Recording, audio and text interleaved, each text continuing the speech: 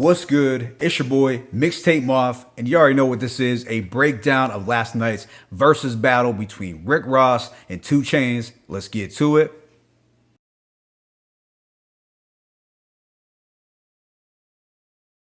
So you had two Southern rap heavyweights squaring off last night. Both of these guys have personalities that are larger than life and flourishing careers as solo artists. Both have been in the game for roughly the same number of years. Both artists portray the extravagant and opulent lifestyle in their music. They do have their introspective moments, but the bulk of their songs are about the lifestyle of excess. I can't say either is in my personal top 10, but I do respect their work and consider a couple of their projects to be 4 mic albums, or let's say strong 8 out of 10s. For Rick Ross, my favorite album would be Teflon Don, and for 2 Chainz, it would either be Rapper Go to the League or Pretty Girls Like Trap Music. So this battle was cool. I'm not gonna say it was one of the better ones, but these guys have really dope catalogs and you can't deny their ability to make hits at the end of the day. But before I give you my scorecard, I want to stress and highlight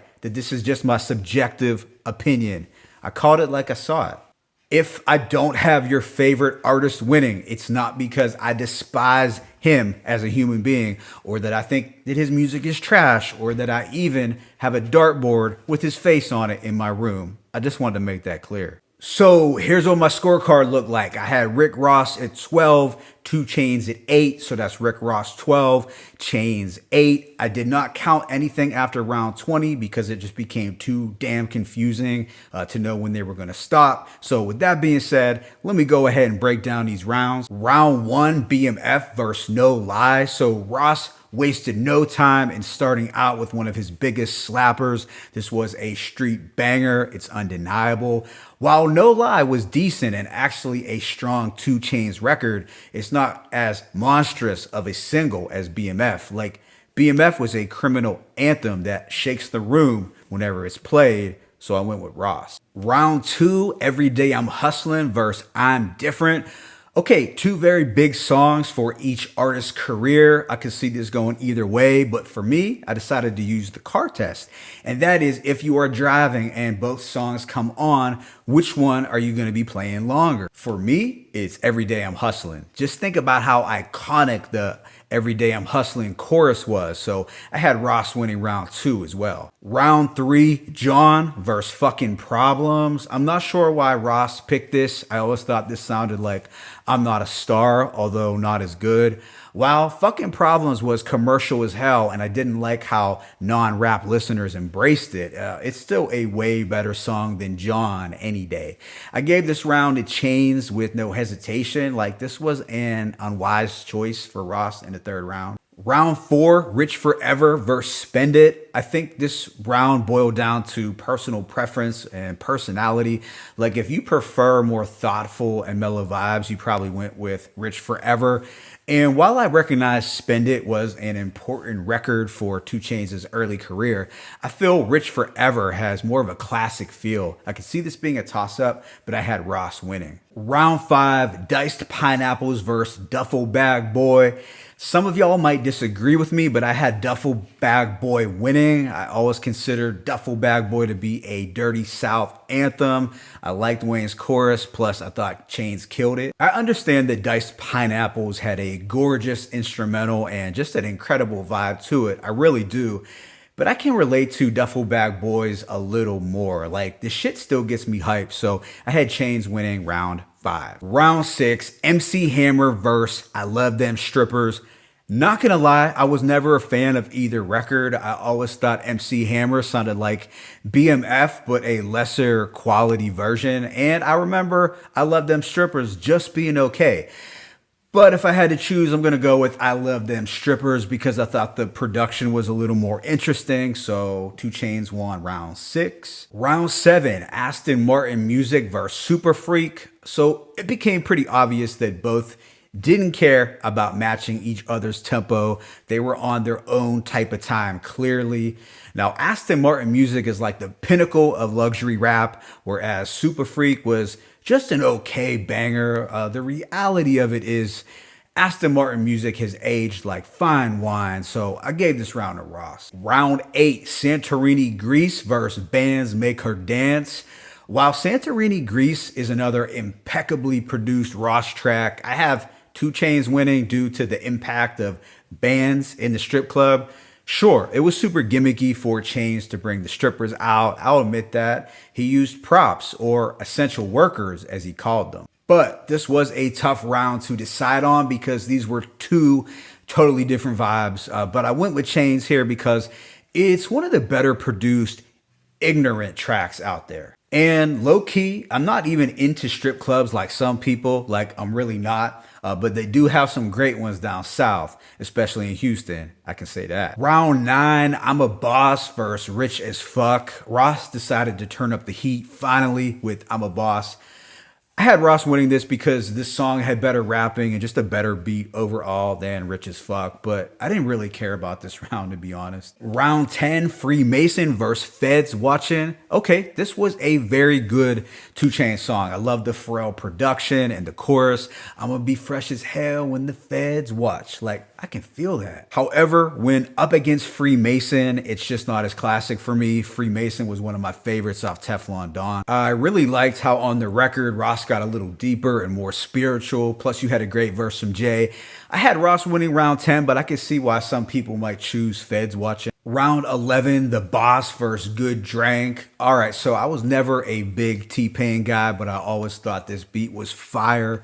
However, Good Drank is a lot smoother in my opinion. It has some wavy production from Mike Dean. Looking back on both, I tend to play Good Drank way more than The Boss, so I gave this round to 2 Chainz. Round 12, Fuck With Me You Know I Got It versus Watch Out. Fuck With Me You Know I Got It was one of the more recognizable songs off Jay's Magna Carta album. I liked the beat a lot, and I thought Ross's feature really stood out. I can't say Watch Out was as interesting of a song. It never got me as hype as the Ross and Jay track, that's for sure. So I gave this round to Ross. Round 13, Devil in a New Dress versus 4 a.m. Come on. One of Ross's best verses on top of a Kanye and Mike Dean beat. There's no way 4 a.m. stood a chance. This was one of the simplest rounds for me to decide on. Clear Ross win, y'all. Round 14, Tears of Joy versus Big Amount. While I did enjoy the somber and melodic production on Big Amount, it lacked the heartfelt introspection of Tears of Joy. Don't get me wrong, I actually dug Big Amount, but when paired up against Tears of Joy, it loses. Plus, Tears of Joy had some incredible production from No ID. I had this one going to Ross. Round 15, Stay Scheming versus All Me. This was a solid matchup. I can see people being split on this, but I chose Stay Scheming. I just like the beat a little more. But in all honesty, Ross probably had the weakest verse on this record. But this was really like a Drake versus Drake round if you think about it. Actually, there were a couple more like this too, but I gave this one to Rose. Round 16, Pop That versus It's a Vibe. Not sure what Ross was thinking here, but he basically handed the round over to 2 Chainz. Pop That is such a trash song with an obnoxiously annoying beat.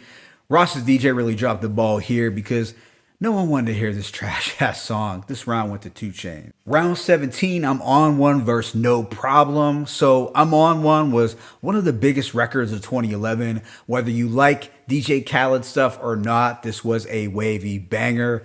This track easily beats Chance's song, although I will say 2 Chainz had a dope-ass verse here. However, Chance made this song super corny as expected, so I gave this round to Ross. Round 18, I'm Not a Star versus The Birthday Song. Wow, so I'm Not a Star is a certified Ross banger. You can play it in the gym and you'll probably hit a PR. But in terms of creative production that stood out, I went with Birthday Song. It's just a better produced record that gets people just as hype, in my opinion. In fact, I personally know of a family who was arrested for beating up a security guard because the DJ failed to play the Birthday Song. So you know this record has some impact on some folks. I went with 2 Chainz. Round 19, Mafia Music versus Big Bank. All right, so I questioned Ross's DJ here. While I like the eerie gangsta vibe on Mafia Music, this wasn't the wisest time to play it. although I can't say that I liked Big Bank whatsoever. So I decided to give this round to Ross. Big Bank was just way too commercial for my taste, but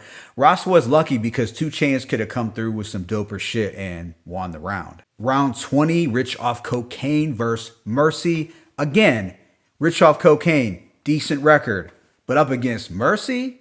Nah. So 2 Chainz did exactly what he should have done. He played his biggest feature in the last round. It was a smart move. I gave this one to Chainz without hesitation. All right, so again, my scorecard was 12-8 Ross. This was extremely close. I think closer than the last couple of battles. I do think that Ross and his DJ failed to play some of his best songs, while 2 Chainz actually made most of his rounds count, in my opinion. While I would have liked for 2 Chainz to have played something from Rap or Go to the League, I thought overall he was more prepared than Ross, as I feel Ross squandered a few rounds, to be honest. However, in my opinion, Ross has a classier solo catalog than 2 Chainz. Like, I feel Ross has more timeless records that can fit a variety of moods and vibes. There are Ross records that you can listen to while driving, cleaning the house, working out, or just chilling and thinking. Whereas I feel 2 Chainz music is more suited for when you are partying or getting fly. Not saying that 2 Chainz doesn't have diversity or thoughtful songs under his belt. He definitely does. But as a whole, Ross's discography just has a little more depth. Something I did notice that bugged me about this battle was that they didn't switch up their order after round 10. And I kind of thought Ross was being a dick about it too when 2 Chainz brought it up. My question was, why are Timbo and Swizz so hands off with these events? Like, what's right is right. Show some spine, man. They should have intervened. But anyway, decent battle. Not incredible, but solid. Let me know in the comment section below what you thought of this battle. What did your scorecard look like? What tracks should they have played, but they didn't? It's your boy, Mixtape Moth. I'm signing out, but be sure to hit that like button and please subscribe. As always, it's peace and blessings. Rick Ross, 2 Chainz versus Battle 1.